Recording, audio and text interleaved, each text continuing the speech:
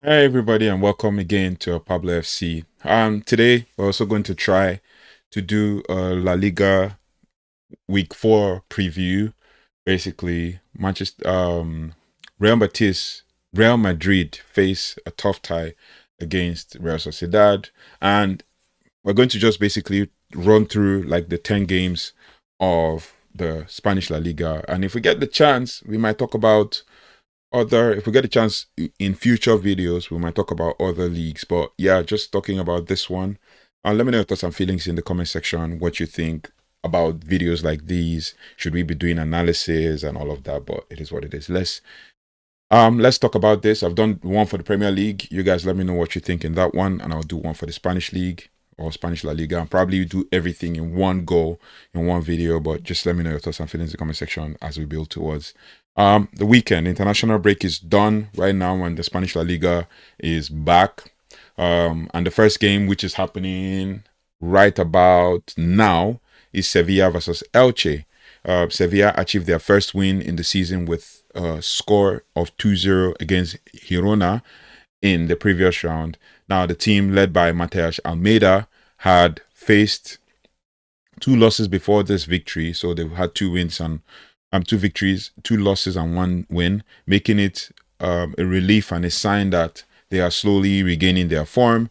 The key was a more aggressive play in the midfield, and the defense finally looked stronger. The team traditionally has great support and knows how to pick up the pace right from the start. In 3 matches played so far, they have scored 5 goals and considered the same number. So they're in +0 on the table when it comes to goals difference. On the other hand, Elche surprised everyone with a 2-0 win over Levante in the third round, in match week 3. And this was their first victory of the season after previously drawing to Atletico Madrid and Real Betis. However, facing Sevilla away will be a much tougher challenge as they lack depth on the bench. They can also be satisfied with their season start, having scored 4 goals and considered 2 in the first 3 matches so far. So Sevilla will want to control the game with high pressing and break Elche's resistance early in the first half. But Elche would aim for a game with quick transitions, and we expect them to win this home game. So basically, because they are the home team, we expect them to win. And my predicted score in this one is a 2-0 win between Sevilla and Elche. We shall see as the game progresses. And right now, the game just literally just started for Elche against Sevilla, and it's 0-0 so far as it stands. Then the next one is Getafe versus Real Oviedo. Getafe suffered a heavy defeat in the third round against Valencia, losing 0-3 to Valencia. The team also was weak both in defense and in attack, making many individual mistakes and failing to create clear chances. They have Bodayas also needs to take action and ensure more aggressive approach, especially when playing at home. Getafe have a solid defense. They have a solid defense, but to end points, they must find a more effective way to finish, particularly with players like Mayoral. I think it's Boha Mayoral in the first 2 rounds. They also secured 2 victories against Celta Vigo and Sevilla away from home. Now, on the other hand, Real Oviedo is a pleasant surprise. I mean, the previous round, they achieved a narrow 1-0 victory over Real Sociedad in the third round, showing that they can play disciplined football. Their defense worked flawlessly, and their goalkeeper made several key saves. Now, the team generally doesn't score many goals, but they are extremely tough and unprecedented for their opponents. Now, in the first 2 rounds, they were defeated by Real Madrid and Villarreal, and in both matches they did not score a goal. So we expect a very tight match with few goals, and as both teams are play defensively, and we also anticipate a shocker for me. I mean, I anticipate a shocker for Real Oviedo to kind of, because that they look like the dark horses for this one. Maybe they could peep Getafe, but there is no more than basically 2 goals in this match. So basically, my prediction for this game is going to be a score prediction. It's going to be a 1-1 draw between Getafe and Real Oviedo. And then we have the game of the weekend, or pretty much Not really the game of the weekend, but it is what it is. Real Sociedad versus Real Madrid. Real Sociedad faced a narrow defeat against Real Oviedo last week. They have drawn in their last 2 matches, still searching for their first win in the season. The team boasts talented players like Oyarzabal and Tekofusa Kubo, who create chances and bring speed to the attack, but the defense often makes mistakes under pressure. At home, they are strong and motivated, but against Real Madrid they will need to play perfectly to earn a point. Now Real Madrid continues to perform in their best with 3 wins in their first 3 games, and they recently defeated Mallorca 2-1. Mbappé was once again a key player with the speed and finishing, while Valverde and Chouameni controlled the midfield, which they seem to have found rhythm in that midfield as well. The defense looks solid with Rudiger and Courtois, and Courtois is always reliable in goal. Now, Xabi Alonso's team has a clear structure and plays with great confidence. Now, Sociedad will try to take advantage of the support from their fans, while Real will also wait for their chance through counter-attacks and combinations with Mbappe and Vinicius. And we expect also that Real Madrid will win. And I think, considering Real Sociedad's form, Real Madrid will probably win this game 2-0 with goals from Vinicius, who is trying to prove himself to Xabi Alonso, and Kylian Mbappé, who is trying to continue his goal scoring form. So we'll see. And then we also have a chance to see Mostantuono play again. So yeah, that is it. For Athletic Bilbao and Alaves, this is the third game of that same Saturday. Athletic Bilbao and Alaves. Athletic Bilbao traditionally plays really well at home. They have achieved 3 points in 3 matches, and they have played this season. Scoring 6 goals and conceding only 3. The key players are Williams. The Williams brothers, Iñaki Williams and the other Williams. And they bring speed to the wings, and one plays on the left and the other one plays on the right. And the defense with Vivian and Paredes are solid basically, and hard to break through. I mean, they dominate the field and usually they concede goals due to individual mistakes. So on the other hand, Alaves managed a draw against Atletico Madrid and with a score of 1-1. So in the last round, that's in week 3, and they showed character. The team doesn't play attractive and open football, but they are very disciplined. Usually they focus on defense and they wait for counter attacks. Carlos Vicente is the player who poses the most threat to the opponent's goal, while the defense appears compact, but can give in under pressure. Athletic Bilbao enters this as favorites at home because they're obviously at home, and the Williams brothers are in top form, and we expect them to actually start aggressively from the beginning. And Alaves will try to defend, but they could also be surprised. They could also surprise Atletico Madrid in counter-attack, seeing as our defense also caves in sometimes. So the predicted scoreline for this one will be Atletico Madrid 2, Alaves 1. So Atletico Madrid just finished this one once and for all. The next game is Atletico Madrid versus Villarreal. It's another good game, as well as Atletico Madrid preparing for the Champions League game in the midweek. But Atletico Madrid hasn't really started the season as expected. They drew 1-1 to Alaves in the last round, in third round, as we just talked about now. And it shows that they lack efficiency. Their attack isn't very productive, and sometimes the team seems to be out of ideas when trying to break through a deep defense. However, their defense remains strong, with Jan Oblak doing great in goal. Diogo Simeone will also need to make some changes to secure their first win of the season. So they haven't won in 3 games. Now, Villarreal is also a team that plays open and attacking football. Obviously, remember a certain Pepe who is in that team. They have quality players like Gerard Moreno, but he won't be part of this match. But Nicolas Pepe, as I said, is here, and he scored 2 goals in his first 3 matches. In the last 3 matches, after 3 games, they are still unbeaten with 2 wins and a draw, and they have shown that they are excellent in both attack and defense, scoring 8 goals and only conceding 1 in their last 3 matches. Atletico Madrid also will try to control. This is a very tough game. We try to control the game with strong midfield and high pressing, but Villarreal will rely on counter-attacks and the speed of their wingers, especially Nicolas Pepe, and we expect at least 1 goal for both sides. So most probably it will be a 1-1 draw again, a dull one, because with regards to the way Atletico Madrid play. The next one is Celta Vigo versus Girona. Celta Vigo versus Girona. Celta Vigo played a 1-1 draw against Villarreal in the third round, showing some stability, but they still haven't secured a win to boost their confidence. You know, the team also relies on creativity from Iago Aspas, who also, despite being in a more mature stage of his career, if you remember him, he played for Liverpool at the time, you know, being in a more mature stage of his career, remains the most dangerous player. After 4 matches, they are still winless. Obviously, 3 draws and 1 loss. In these 4 games, they have scored 3 goals and conceded 5. So they're -2 in goals difference. Girona is in trouble, also having lost 3 games in a row. You know, for a team that was 2 seasons ago smoking people in the league, but it is what it is. The team looks weak and lacks, you know, ideas.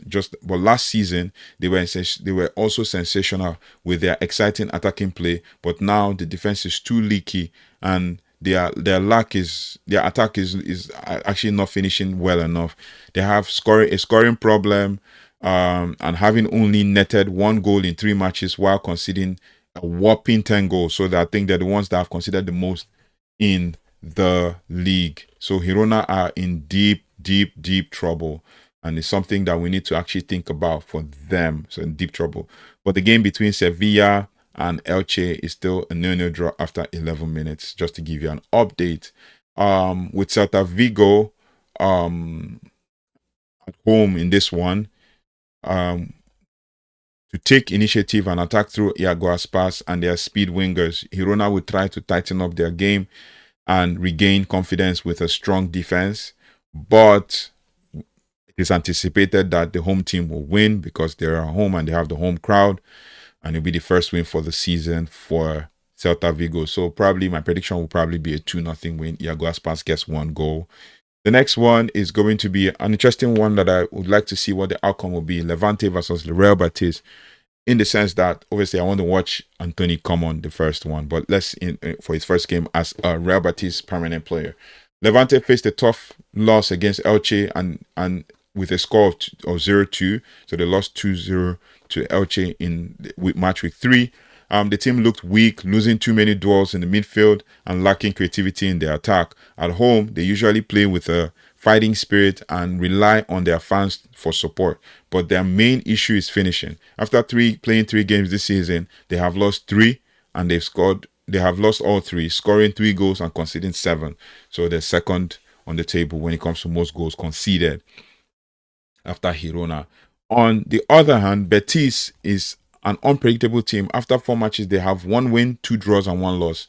So they have 5 points from 4 games. They have a great squad, and potentially they have good quality, because especially when it comes to quality plays in quick transitions. The defense can be very vulnerable, but their midfield allows them to control the ball, especially with players like Isco, and to create chances. In the 4 matches played this season, they have scored 4 goals and they've conceded the same number, so 0. Now, Isco, who is the key for their creativity, is injured and will not participate in this match. So both teams often make mistakes in defense, and traditionally, their head-to-head matches are high scoring.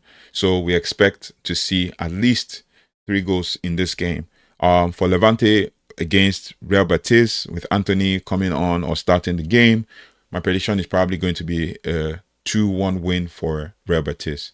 And then another tough game in the week, and this happens especially on Sunday at 3 o'clock, and that will be Barcelona versus Valencia. Barcelona played a 1-1 draw against Rayo Vallecano in the 3rd round. That's in the last game.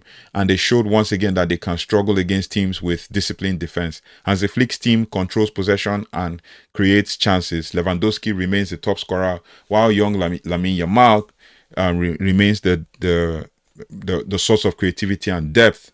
Now, the defense with Koundé and Araujo is solid. After 3 matches, they have achieved 2 wins and a draw. The last round, for Valencia, they secured a 3-0 win over Getafe.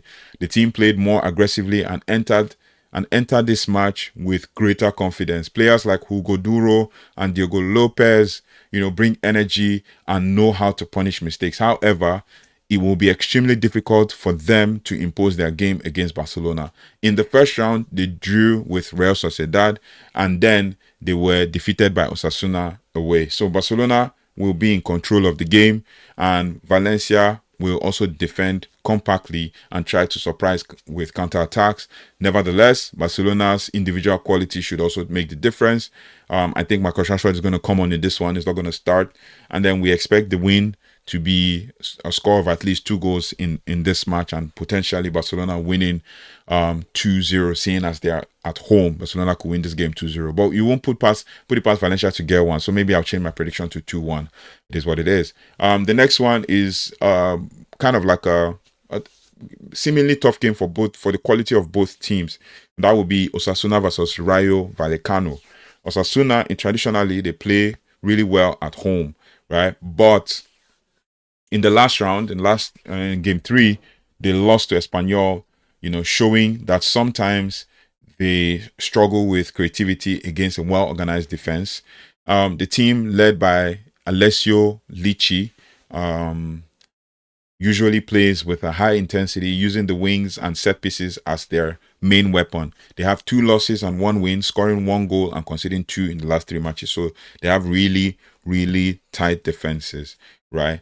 And then on the other hand, Real Vallecano managed to get a big draw against Barcelona 1-1 in the last round. That's in game 3, which boosts their morale and confidence. After 3 matches, they have 1 win, 1 draw, 1 loss. So they have 4 points, scoring 4 goals and allowing 3. So they have +1 goals difference. Osasuna will try to impose high pressing and create chances from corners and crosses, while Real Vallecano will look for space for quick transitions. And this could also be a balanced match with more physical battles than attractive football. So I might not watch this game, but I will be able to try and see the analysis of the game. So it will be a 1-1 for my prediction. We'll see how that comes out. And then the last game that ends the weekend, match week 3 or 4 for Spanish La Liga, will be on Monday, and that would be Espanyol versus Mallorca. Espanyol, had a great start to the season. They remain unbeaten after 3 matches with 2 wins and 1 draw, so they have 7 points. They achieved victories against Osasuna and Atletico Madrid while drawing with Real Sociedad. Now, the team plays a solid defense and is more organized in attack. Players like Peremilia and Javi Puado are key in finishing, and the defense is led by Cabrera. It's led by Cabrera, and they've managed to keep the net secure, and in 3 matches they have scored 5 goals and conceded 3. On the other hand, Mallorca played bravely against Real Madrid, even though they lost the game 2-1. The team has a fighting spirit and knows how to create problems through Mariki in attack. However, the defense often falters and concedes goals at crucial moments. So after 3 matches, they are still without a win, with 2 losses and 1 draw. Espanyol is the favorite for this home game because they are at home and will try to create chances through crosses, while Mallorca will rely on physical battles and set pieces. We can basically expect this game to be, back and forth, with a fighting rhythm and goals from both sides. So for me, this is what I expect. I think that Espanyol will win this one 2-1 or 2-0, depending on how lethal they are in front of goal and how lethal they are in front of goal and how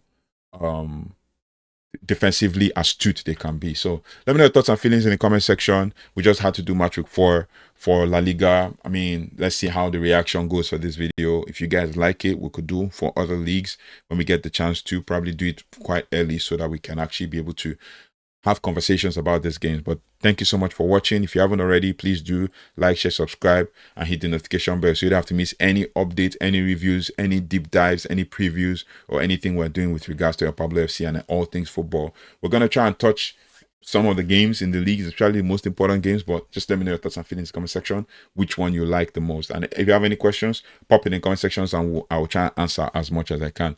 Thank you so much for everything for liking, sharing, and subscribing. We will continue to have conversations about this. Let me know your thoughts and feelings in the comment section. I'll see you in the next one. Take care, goodbye, and God bless.